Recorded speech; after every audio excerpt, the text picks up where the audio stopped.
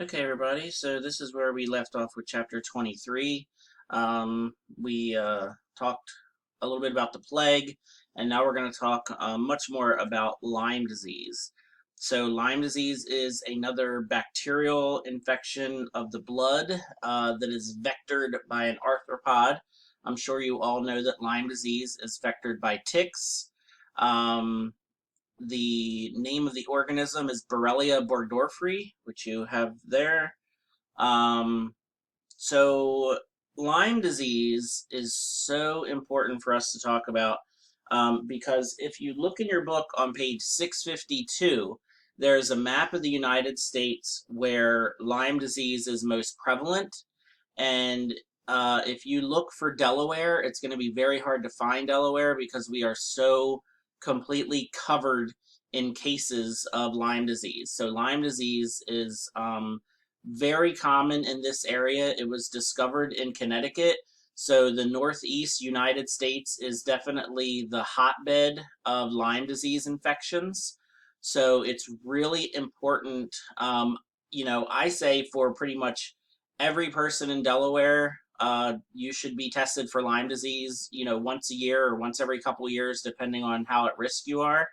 Um, so the more time you spend outside and the more that you're potentially exposed to ticks, either through camping, hiking, or if you have a lot of pets or if you have a lot of animals, it really is an important disease to get tested for. The first stage of the disease is a rash. You get a bullseye rash where the tick bites you. Oftentimes, ticks will bite us kind of at the back of the neck or on the head or the back of the leg. And the rash, it doesn't hurt, it doesn't itch, so it oftentimes goes totally unnoticed. Then the disease kind of gets quiet for a little while, and then after a few weeks or a few months, you get flu-like symptoms. It affects different people differently. You can get muscle pain, you can get joint pain, even like vomiting, nausea, um, just, various different types of flu like symptoms. So a lot of times people just kind of write it off as being the flu. Um, and then it kind of comes and goes. And then it can actually lead to heart issues. It can lead to encephalitis. It can, cause all kinds of other health issues much later in life, years after you've been exposed. And, one thing is it can lead to dementia.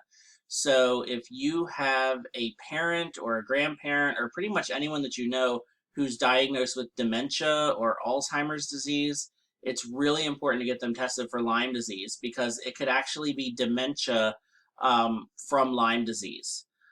So, like I said, if you get a yearly checkup at the doctor or you get blood work done, it's always a really good idea to get tested for Lyme disease because we live in an area where it is very prevalent. The other thing that's kind of interesting is that Lyme disease has very, very similar symptoms to syphilis. Syphilis is an STD that we'll talk about at the end of the semester. But the organisms that cause Lyme disease and syphilis are both spirochetes, which we've talked about before. They are closely related, they are kind of close cousins to each other. And that's why the diseases, even though the diseases are very different, they have very similar stages where with syphilis you will get the rash, then you'll get the flu-like symptoms and the weakness, the fatigue, the arthritis, and then you could get the potential encephalitis or dementia. So, like I said, anytime that someone's diagnosed with dementia, a good rule of thumb is to get them tested for Lyme disease and for syphilis. Because these diseases, they are not curable. Once you get them, you have them forever, but they are very treatable. They're treatable with cheap antibiotics like doxycycline, and the antibiotic will kill enough of the bacteria so that the symptoms go away. The bacteria won't be totally completely gone, but enough of them will be dead to where the symptoms will go away. So you imagine you have someone diagnosed with dementia, and then all of a sudden you put them on antibiotics and they get better and the dementia goes away. So, it's very important to get tested for these diseases. Um, so there's the map that I told you to look at, and you can see you can barely even see our state because it's so covered in red. It's, I'm telling you, we live in the hot zone of Lyme disease. Very common. And then there's a picture of the bullseye rash. So that's what the rash looks like for when the tick bites you. But remember that the rash, it doesn't itch, it doesn't burn, it's not painful, so it often goes unnoticed. Okay, more diseases that are transmitted by a vector. Um, Pretty closely related to Lyme disease is ehrlichiosis. The ticks can also carry a different bacteria called Ehrlichia.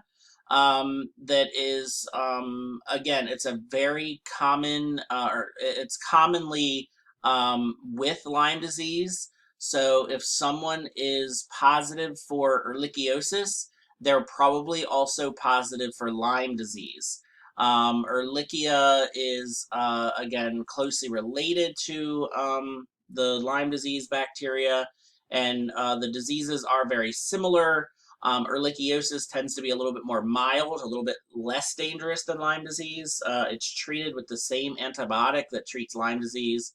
Um, so oftentimes, if you have the one, you potentially have the other one. And then another disease is called typhus. There's several different types of typhus, and you also don't want to get it confused with typhoid fever, which we'll talk about later on.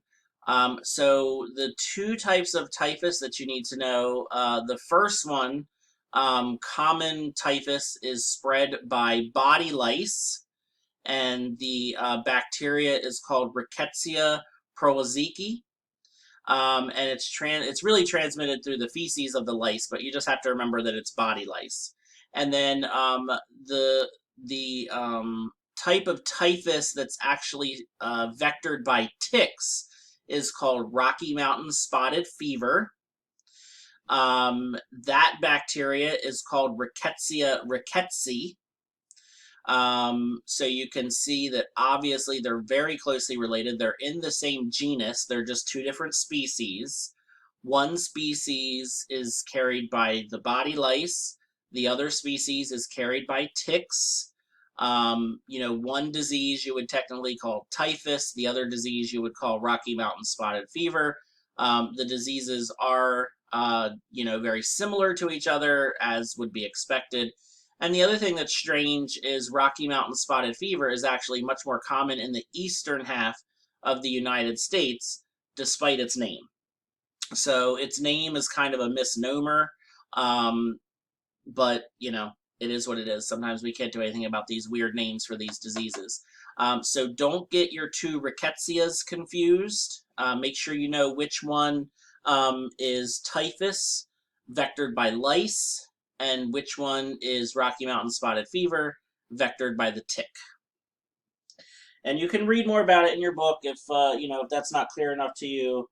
Pages 653 and 654 have more about the different types of typhus.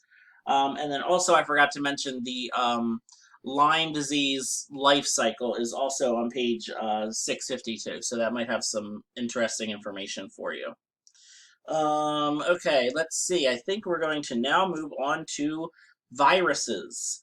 So you maybe have heard of the Epstein-Barr virus before. Sometimes it's just abbreviated EBV. So this virus, almost every single person on the planet has this virus. It's just one of those things where almost all humans, would test positive for it, and then very, very few people will actually have a disease associated with the virus.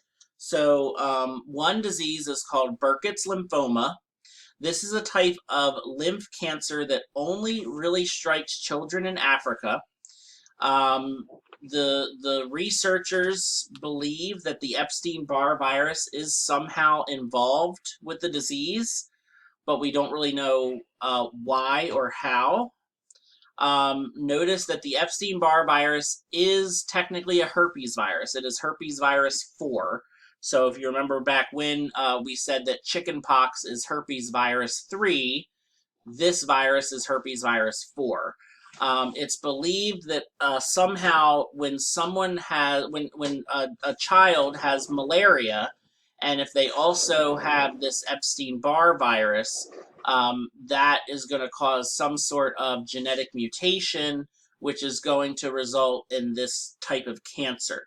Again, there's still quite a bit that's not understood about it. And there's a fair amount of research being done just on the Epstein-Barr virus, because it is kind of a weird virus in general. It's weird how just about every person has it, and it's usually totally harmless. But then why is it there? What is it doing?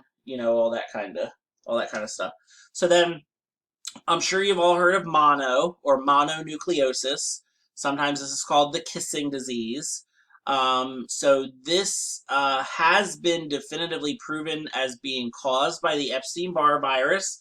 If you've never heard of mononucleosis before, it's basically a really, really bad flu that can last for months. 6 to 8 months it can last. So imagine, being sick like that. Extreme fatigue, extreme weakness and body aches. There's no effective treatments. You just have to ride it out. You just have to wait it out.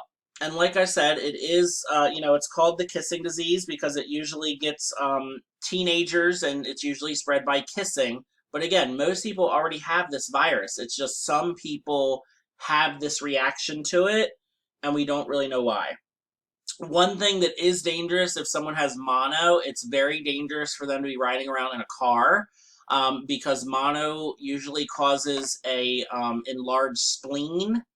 And if the person is in a car accident, the seatbelt can actually push against the spleen so hard that it causes it to rupture.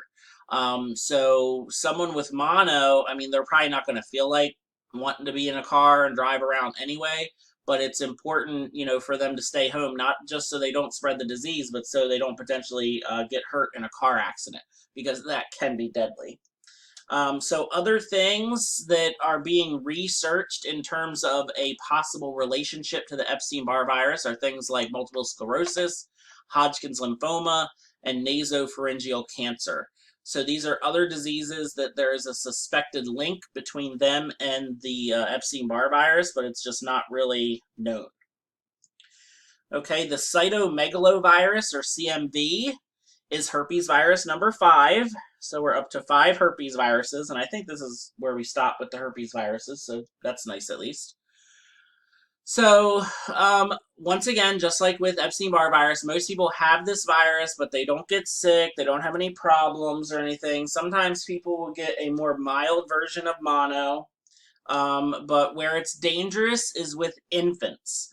So, if an infant is born from a mother who just happens to be that, that 2 or 3% of the population who does not have CMV, the baby is going to be exposed to the virus pretty quickly, because there's a good chance that the nurse, the doctor, the father, one of the grandparents, somebody is going to have that virus. And since the baby is born with no, passive immunity from the mom, because the mom just happened to be one of those people who don't have the virus, the baby can get really sick, because again, the baby's immune system is immature, and it doesn't understand why, all of a sudden this virus is kind of all over the place, and it can be dangerous. All right, so we are just about out of time once again here. So we are going to pick up with the viral hemorrhagic fevers in the next video, and then hopefully the next video will finish off chapter 23.